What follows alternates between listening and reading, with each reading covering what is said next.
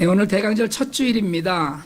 사실은 대강절 절기에 맞는 말씀으로 설교를 해야 되는데 모든 하나님의 말씀이 다 그 설교의 말씀이긴 합니다만은 로마서의 마지막을 끝내야 되겠다는 생각도 했고요. 또 이 본문을 제가 오래도록 묵상을 했는데 사실은 이 본문을 오래도록 묵상하면서 주님을 기다리는 절기에 우리의 삶을 좀 돌아보는, 우리의 신앙 모습을 돌아보는 그런 의미가 충분히 있겠다 싶어서 이 본문을 오늘 대강절 첫 주일 본문으로 그냥 설교를 하기로 했습니다. 로마서의 마지막 장을 읽으면서 저는 제 나름대로는 한 주간의 그 감회가 굉장히 새로웠어요. 지난주에도 말씀드렸듯이 로마서는 15장에서 끝나거든요. 15장에서 복음에 관한 바울의 주장이 다 끝납니다. 근데 특별히 이 16장을 붙여서 그래서 짧지도 않은 27절 안에 사람들의 안부로 가득 채웠습니다.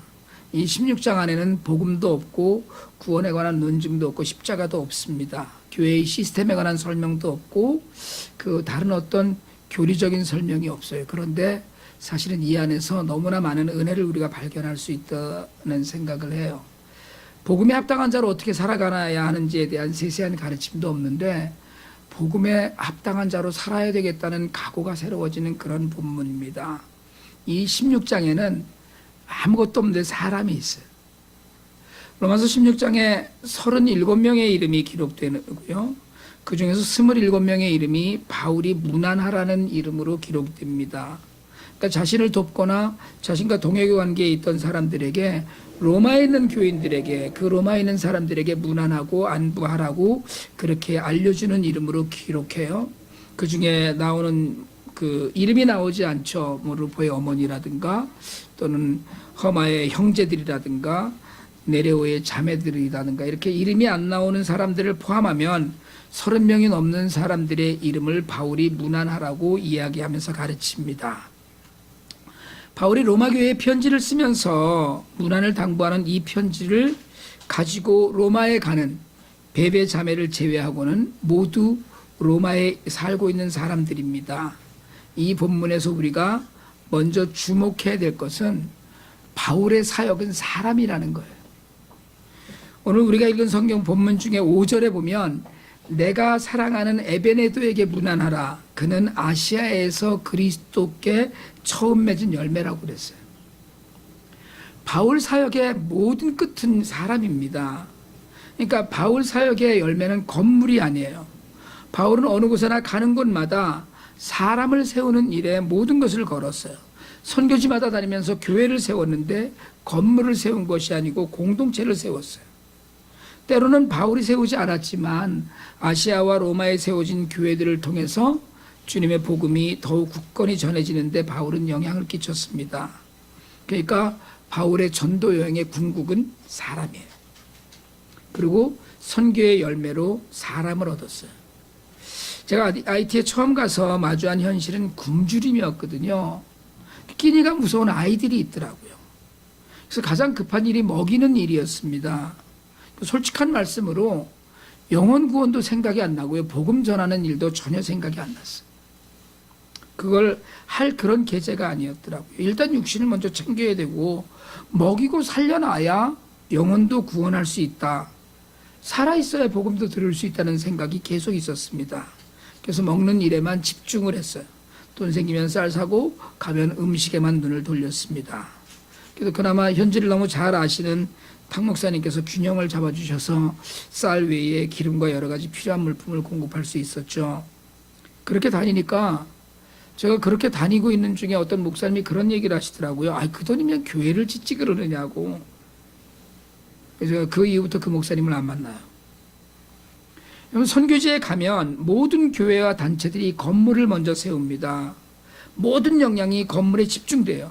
물론 뭐 우리도 금년에는 건물을 세우기 위한 땅을 사고 높이는 공사를 했습니다. 그래서 굳이 변명하자면 떠밀려서 오다가 여기까지 온 것이지 애초부터 건물을 지을 생각이 없었다는 거예요.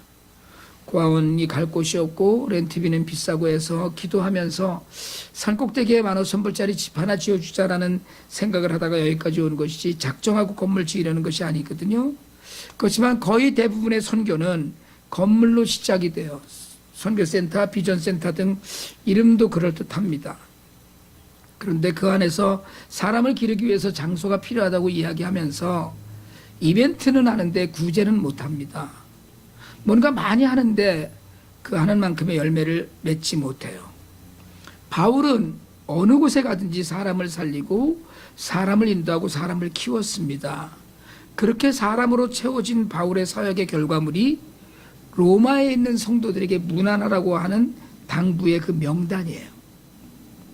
오늘 이 16장을 쭉 읽으면 복음의 정수라고 하는 로마서가 아니라 바울의 사람이 생각나요. 복음에 대한 변증이 아니라 사람에 대한 따뜻함과 그리움과 그 사랑이 흠뻑 젖어 있는 것을 우리가 보게 됩니다. 그 안에서 바울의 행복이 엿보여요. 지난 시간에도 우리가 살핀 것처럼 아직 바울은 로마에 가본 적이 없습니다. 가고 싶었는데 가지 못했어요. 로마에 들렸다가 스페인까지 가고자 하는 기대와 포부가 있었습니다. 선교의 전략도 있었어요. 그리고 마지막에 가게 될까 했었는데 그것도 또 마게도냐와 아가야 지방, 지금으로 얘기하면 그리스의 북부와 그리스 남부에 있는 지역의 성도들이 모아준 구제 연보를 가지고 예루살렘에 가야 되기 때문에 로마에 또 가는 일이 미루어졌어요. 그런데도 불구하고 바울은 로마를 너무나 잘 알았습니다. 무엇보다도 로마의 소식을 잘 알고 있었어요. 로마의 사람들을 잘 알고 있었습니다. 로마에는 사람이 있었어요. 적어도 신앙 안에서 이런저런 이유로 바울과 연결된 사람들, 지금 이야기하자면 바울의 네트워크가 있었어요. 오늘 로마서 16장에서 바울이 거론한 사람들 중에 몇 사람을 살피면서 로마서를 마치려고 합니다. 오늘 우리가 읽은 본문의 바로 앞에 나오는 1절, 2절에 제일 먼저 바울이 이야기하는 사람은 갱그레아 교회의 자매 베베입니다. 바울이 일단 고린도 동남쪽에 있는 항구죠. 갱그리아는 그 교회에서 그 봉사하고 있는 베베 자매를 로마로 보내면서, 그래서 그 주로 주석은 베베 자매가 이 로마서를 들고 로마에 갔다 이렇게 이야기합니다. 로마에 보내면서 좀 잘 영접하고 도와주라고 당부합니다. 그러면서 바울이 이야기해요. 베베는 여러 사람을, 나를 포함해서 여러 사람을 보호하는 일에 힘썼던 자매다 이렇게 이야기합니다. 다른 번역으로는 이 신세를 많이 졌다는 얘기예요. 베베 자매에게 신세를 졌다는 거예요. 그 빌립보에서 만난 자주장사 루디아처럼 베베도 사업을 했었을 것으로 생각을 합니다. 왜냐하면 많은 사람들을 거두고 많은 사람들이 신세를 졌다 이런 이야기를 하기 때문에 그렇죠. 그래서 흔히 베베 집사라고 그 많은 분들이 이야기하면서 여선교회 모임의 설교의 주인공이 흔히 되곤 합니다. 갱그리아에서 교회를 섬기던 베베 자매가 로마에 가요. 편지를 들고 가요. 어쨌든 로마에 가는데 바울이 그를 환대하고 혹시 베베가 로마에 가서 뭐 필요한 게 있다고 하거든 좀 다 공급해주고 도와주라고 그래요. 여러분 이 이야기를 묵상을 하면서 베베 자매의 삶을 떠올리게 됩니다. 여러분 많은 사람들이 신세지는, 나에게 와서 많은 사람들이 신세지는 그런 복을 누리시길 바랍니다. 선하게 베풀 삶에는 반드시 하나님의 응답이 있어요. 베베 자매처럼 많은 이들에게 베풀어서 심지어는 바울조차도 내가 베베 자매한테 신세진 게 많은데 라는 생각을 갖게끔 그 베베 자매의 삶이 그랬다는 거예요. 사랑과 후원에 바울이 잊지 않는 마음을 갖고 있었어요. 여러분 하나님 나라의 일을 위해서 사역자를 후원하고 사역을 후원하는 일에 힘을 쓰실 수 있길 바랍니다. 제가 이런 말씀 자주 드리지 않지만 여러분 저는 하나님께 대한 기복적인 믿음이 좀 있어요. 사실은 하나님께서는 하나님 나라를 위해서 한 수고와 헌신을 절대 못 본 척하지 않으신다는 것이 제 믿음입니다. 하나님은 반드시 갚으셔요. 베베는 사업가로서 교회의 봉사자로서 헌신을 하다가 바울을 통해서 로마에서도 자신의 수고에 대한 합당한 대접을 받습니다. 하나님 나라를 위해서 여러분 우리가 헌신하고 수고하면서 반드시 하나님께서 베푸시는 그런 그 합당한 대접을 받는 그런 기회가 우리 모두에게 있기를 원합니다. 대접받으려면 대접하고 돕고 후원하시기 바랍니다. 스스로 나서서 뭔가 이루려면 피곤하지만 여러분 나는 하나님 나라의 일을 조금 하는 거예요. 내가 수고하고 내가 헌신하고 내가 하나님께 시간을 드리고 또는 내가 하나님께 물질을 드리고 하는 것은 내가 갖고 있는 건 내가 할 수 있는 범위에서 하는 겁니다. 그렇게 나는 별것 아닌 내 수고를 통해서 하나님 나라를 위해서 일을 한다면, 그것들을 대신해서 하나님께서 내 일을 대신해 주신다면 전 이것처럼 수지 맞는 장사는 없다고 생각을 해요. 그러니까 우리에게 기회가 있을 때마다 하나님의 사람들을 섬기고 정말 누군가가 아유 신세졌네라는 생각이 들 만큼 그들에게 베푸는 삶이 오늘 베베의 삶이었다, 그런 생각이 들어요. 바울은 3절과 4절을 통해서 브리스가와 아굴라를 거론합니다. 우리가 흔히 브리스길라라고도 아는 브리스가와 아굴라 부부는 사실은 우리에게 익숙한 이름이에요. 고린도 교회에 바울이 2차 전도 여행 때 고린도 지역에 왔을 때 아덴에서 쫓기다시피 해서 옵니다. 고린도까지 왔는데 사실은 어디 의지할 데도 없었어요. 바울이 이거 뭘 좀 해먹고 살아야 되겠는데, 그래서 자신이 천막을 짓는 기술이 있으니까 도시를 다니다가 천막 짓는 부부를 만나요. 이 사람들이 브리스가와 아굴라입니다. 그러니까 업종이 같으니까 나도 일 좀 합시다 해서 같이 합류해서 일을 하는데, 그 고대 도시에 에베소나 이런 그 도시 흔적 유적지에 가면 2층 집이 곧잘 보입니다. 당시의 모든 시장에는 건물이 다 2층이었어요. 1층이 가게고 2층이 살림집입니다. 바울이 브리스가와 아굴라 부부와 함께 2층 살림집에 살면서 천막 장사를 하죠. 천막 장사를 계속 하면서 그들 두 부부가 복음을 받아들여서 결국은 브리스가와 아굴라 부부가 그 집을 고린도의 교회로 내놓는 그런 인연이 있었습니다. 거기서 멈추지 않고 바울이 고린도를 떠나서 에베소로 건너갈 때 이들 두 부부가 동행해요. 그리고 가서 그 에베소에서 사역을 많이 도왔는데, 지금 이 로마서 편지를 쓰는 지금 브리스가와 아굴라는 로마로 돌아가 있었습니다. 그들이 로마에서 추방당했었거든요. 근데 바울이 로마 성도들에게 브리스가와 아굴라에게 문안하라고 하면서 뭐라고 수식을 했느냐 하면, 이들 부부가 자신의 목숨을 위해서, 바울의 목숨을 위해서 자신들의 목숨까지도 내놓았다라고 했어요. 바울이 고린도에서 에베소에 갔을 때, 그리고 에베소에 머무는 동안에 여러 차례 핍박을 통해서 죽을 뻔한 위기를 당했고, 그 위기 때마다 이들 부부가 큰 역할을 했다는 거예요. 예수님은 요한복음 15장 13절에서 그렇게 이야기하십니다.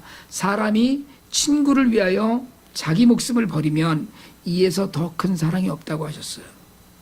예수님은 우리를 친구라고 부르시고 우리를 위해서 목숨을 내놓으셨거든요. 여러분, 믿음을 위해서 목숨을 버리듯이 모든 것을 다하여 생명을 살리는 일에 쓰임받기를 원합니다. 세상의 모든 것은 유한해요. 다 썩어지고 다 사라지고 다 없어집니다. 든든히 세웠던 건물도 없어지고 쌓아놨던 재물도 없어집니다. 그런데 브리스가와 아굴라 부부는 세상에서의 고난과 핍박을 바울과 함께 견디면서 바울의 편에서 예수님의 사람으로 남았어요. 저는 이들 부부의 선택이 진실로 초대교회의 역사에 길이 남을 만큼 지혜로운 선택이었다고 믿습니다. 여러분, 바라기는 신앙생활을 할 때 어렵다고 외면하지 않고 힘들다고 돌아서지 말고 여러분은 어려운 공동체와 함께하는 일에 마음을 들이시길 바랍니다. 바울은 오늘 그들이 내 목숨처럼 자신들의 목숨을 내놓았던 사람이라고 문안하라고 당부해요. 적어도 우리가 누군가가 우리를 평할 때 그 사람 때문에 내가 이만큼 살았어 라는 이야기를 들으면서 다른 이들로부터 그에 합당한 대접을 받을 수 있는 그런 믿음의 삶이 우리 삶이 되기를 바랍니다. 바울은 로마에 있는 자신의 친척도 여럿을 거론해요. 자신이 나면서부터 로마 시민권자였기 때문에 사실은 로마에 여러 친척이 살고 있으면 당연한 일이었는지 모릅니다. 근데 그들 중에 보면 7절에 보면 안드로니고와 유니아는 바울보다 먼저 예수를 믿은 사람이라고 기록되어 있어요. 많은 사람들이 오늘 바울의 편지에서 얼만큼 믿음으로 동역을 하고 얼만큼 믿음으로 헌신했는지 이야기합니다. 오늘 읽은 본문 중에 마지막으로 13절에 루포와 그의 어머니를 이야기해요. 마가복음 15장 21절에 보면 여러분 루포가 누군지 아세요? 루포가 누구 아들이에요? 아버지 아들이라고 다들 그러더라고요. 엄마의 아들이고. 루포는 마가복음 15장 21절에 갈보리 언덕으로 예수님의 십자가를 억지로 대신 지고 간 사람이 나와요. 구레네 사람 시몬이 등장합니다.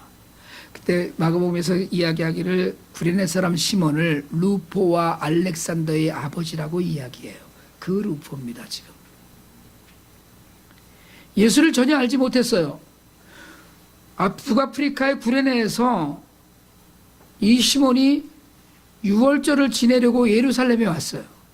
예루살렘에 왔더니 무슨 큰 사고가 난 거예요. 구경거리가.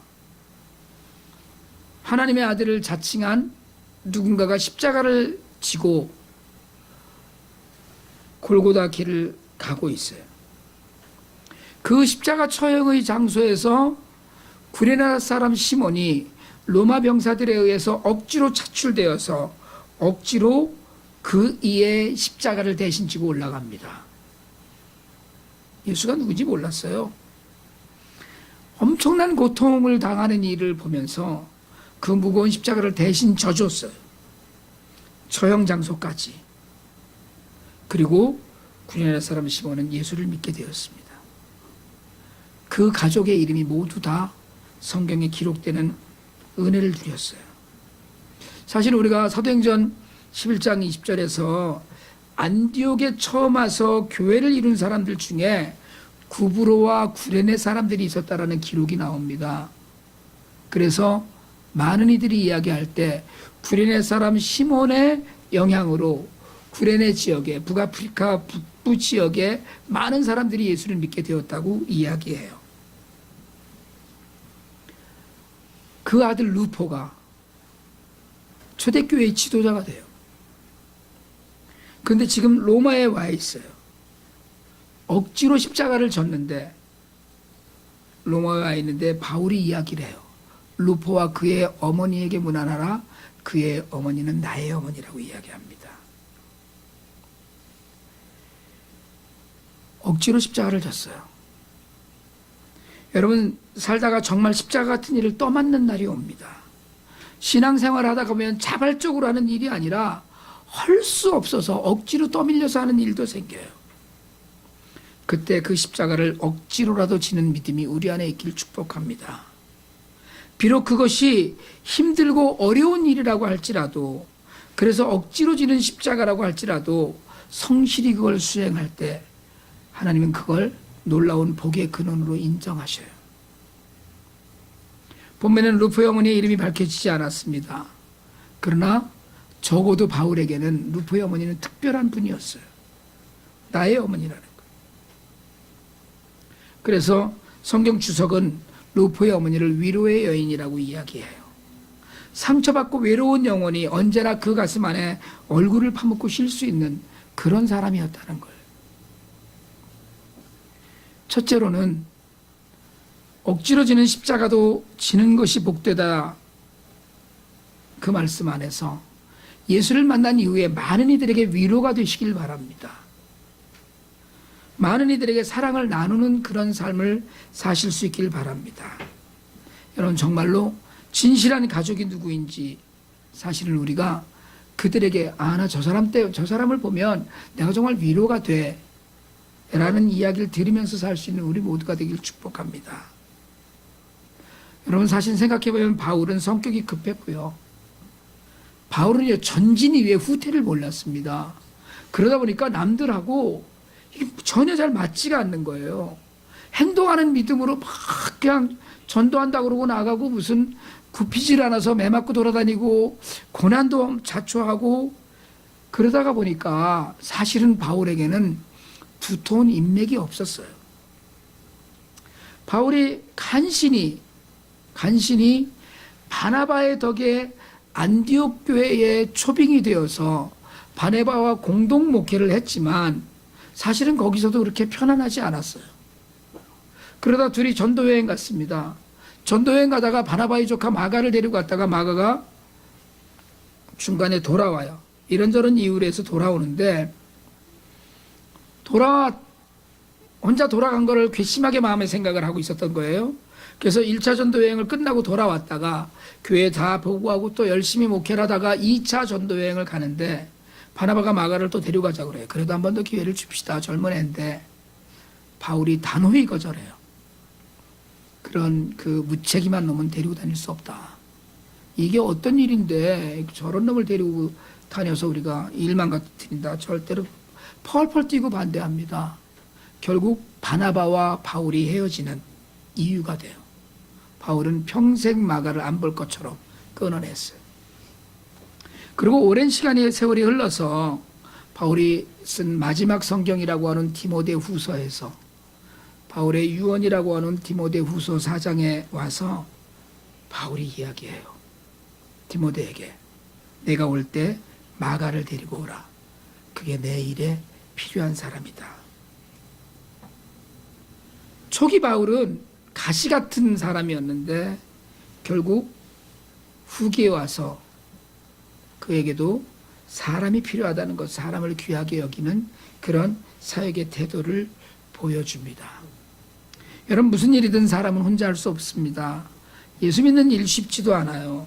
교회를 지신 것도 그래서 사실은 서로 기대면서 신앙생활을 해야 하기 때문에 교회 공동체로 모이라고 합니다. 그럼 바울은 초기 사역 때 그 팔팔한 기운으로 사람을 눈여겨보지 않았지만 그래서 홀로 뛰어다니고 극소수의 사람만 자신의 동역자로 썼지만 이제 그에게 가본 적도 없는 로마에 30명이 넘는 안부를 묻고 무난하길 원하는 동역자들이 있었습니다. 그 중에는 자신을 위해서 물심양면으로 도와줬던 베베 같은 이들도 있었고 목숨이 오락가락하는 고난의 시간을 함께한 브리스가와 아굴라 같은 사람도 있었습니다. 힘들고 지칠 때 기대고 싶었던 루포의 어머니 같은 분들도 있었어요. 그리고 이 로마서 16장에 등장하는 인물들이 특이한 것은 로마서 16장에 등장하는 27명의 이름 중에 9명이 여자예요. 5명이 노예입니다.